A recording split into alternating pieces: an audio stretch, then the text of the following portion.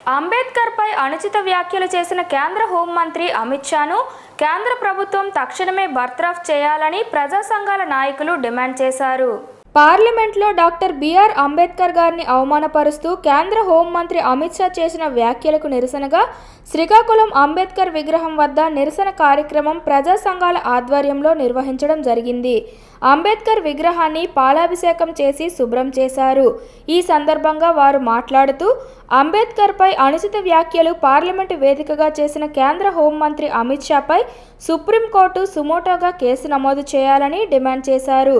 ప్రపంచ మేధావి నవభారత రాజ్యాంగ నిర్మాత డాక్టర్ బాబాసాహెబ్ అంబేద్కర్ పై అమిత్ షా పార్లమెంటు వేదికగా చేసిన వ్యాఖ్యలను వారు తీవ్రంగా ఖండించారు.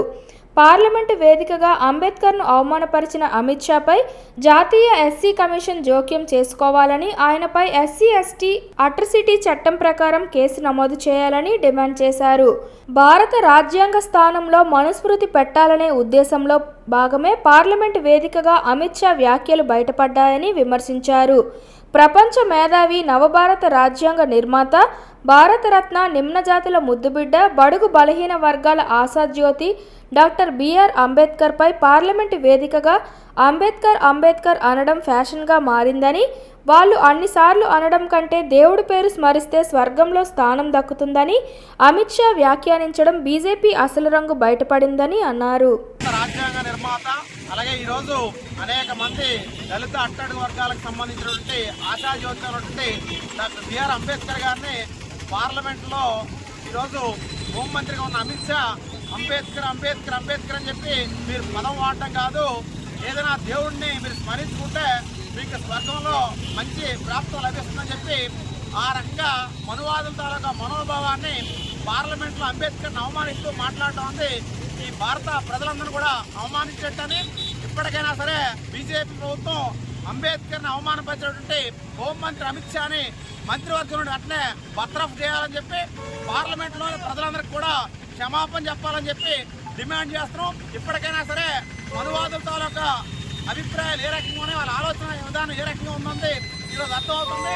మనువాదాన్ని ప్రజలందరి మీద రుద్దాలనే అభిప్రాయం కట్టుబడి ఉన్నారని అర్థమవుతుంది. ఇప్పటికైనా సరే భారత ప్రజల్ని, అలాగే అంబేద్కర్ని అవమానించినటువంటి బీజేపీ ప్రజలకి క్షమాపణ చెప్పకపోతే రానున్న రోజుల్లో సరైన మూల్యం చెల్లించక తప్పదని చెప్పి హెచ్చరిస్తున్నాం. అంబేద్కర్ జిందాబాద్ అని చెప్పి, అంబేద్కర్ రాజ్యాంగాన్ని కాపాడాలని చెప్పి, అంబేద్కర్ రాజ్యాంగాన్ని సవరణ చేయొద్దని చెప్పి ఈవేళ అక్కడ చర్చ జరుగుతున్న సందర్భంలో అమిత్ షా, భారత హోంమంత్రి అయినటువంటి బీజేపీ నాయకుడు అమిత్ షా పార్లమెంటు సభ్యుల్ని పార్లమెంటు సాక్షిగా మీరు అంబేద్కర్ నామశరణం చేయడం కంటే దేవుడు నామశరణం చేసుకుంటే మీకు స్వర్గాన్ని ప్రాప్తం చెందుతుందని చెప్పి ఆయన అంబేద్కర్ని అవమానించే విధంగా వ్యాఖ్యలు చేశారు. ఒక భారత పార్లమెంటులో హోంమంత్రిగా ఉన్నటువంటి అమిత్ షా, అలాగే బీజేపీ నాయకుడు ఈవేళ అంబేద్కర్ సాధారణ వ్యక్తి కాదు, భారత